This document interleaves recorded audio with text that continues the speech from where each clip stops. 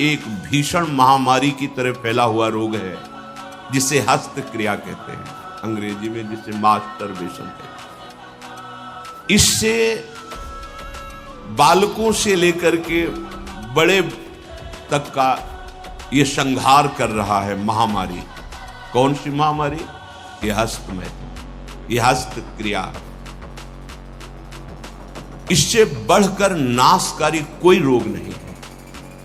बहुत ध्यान देने योग्य बातें। आज शर्माया जाता है बातें अपने बच्चों से पूछने में या अपने शिष्यों को उपदेश देने का यही समय नहीं। उपासना की नींव तो मजबूत होनी चाहिए, तब तो उपासना का मैल खड़ा है। कैसी बातें कर, क्रियाएं कर रहे हो, तुम्हें शर्म नहीं आ रही, गंदे आचरणों में उतर रहे, शर्म नहीं आ रही, और उनका निवारण कैसे होना है इस बात के सुनने और बोलने में तुम्हें शर्म आ रही, कैसी मूढ़ता छा रही। ये कराल काल के पंजे में फंसा करके जीवित रहने पर भी मुर्दे के समान कर देता है। ये बड़ा दुर्भाग्य हो रहा है कि आज हमारी समाज इससे पीड़ित होती चली जा रही है। हित धाम में सायंकाल के समय कुछ समय चर्चा होती थी, तो जो पुराने हैं उनको याद होगा, 70-75 वर्ष के उन्होंने माइक में कहा था कि पूर्व बचपन की अभ्यास आज तक नहीं छूट पा रही, मुझे बचा लो।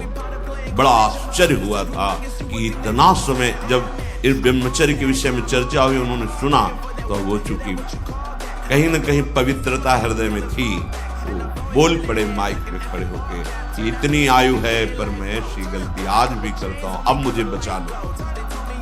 इस महारोग का आना सहज है, पर इससे पिंड छुड़ा लेना बहुत ही कठिन है। किसी डॉक्टर की ना किसी दवा की कोई सामर्थ्य नहीं इसको छुड़ा सके।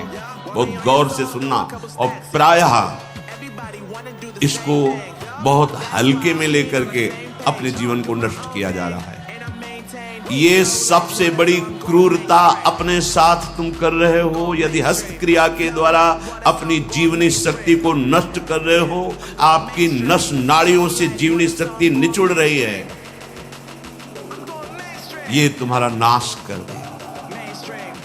इस क्रिया से जितनी हानि उठानी पड़ती है वो हम वर्णन नहीं कर सकते। ये अनिष्टकारी क्रिया खिलवाड़ में सीख जाते हैं बच्चे। एक 13 वर्ष का बच्चा, कुछ चिन्ह होते हैं जो पहले से गुरुजनों की कृपा साधन करने पर परिचय में आ जाते हैं। ये स्त्री सहवास से वीरपात हुआ है या हस्त मैथुन से हुआ है, देखा पहले तो मना किया नहीं, फिर जब और जोर दिया कि भाई इसमें तुम्हें लाभ मिल जाएगा अगर आप स्वीकार करें। हाँ, दिन में 3-3, 4-4 बार बच्चों का काम खिलवाड़, उनको खिलवाड़ लग रहा है। ऐसा लग रहा है कि बहुत अच्छा मार्ग मिल गया जिससे हम सुखी हो जाएंगे। दुर्दशा ये हो गई कि 13 और 14 वर्ष का बच्चा वो इतने बड़े रोग से ग्रसित हो गया कि लव शंका करते ही जो महान शक्ति उसका पता नहीं। अब न भजन में रुचि, न किसी सेवा में रुचि, पागलों जैसी बात। तुमको समझाया जी क्या स्मृति का लोप हो रहा है, कोई उत्साह नहीं, एक जीवन मृत तुल्य बच्चा है यार, बच्चा।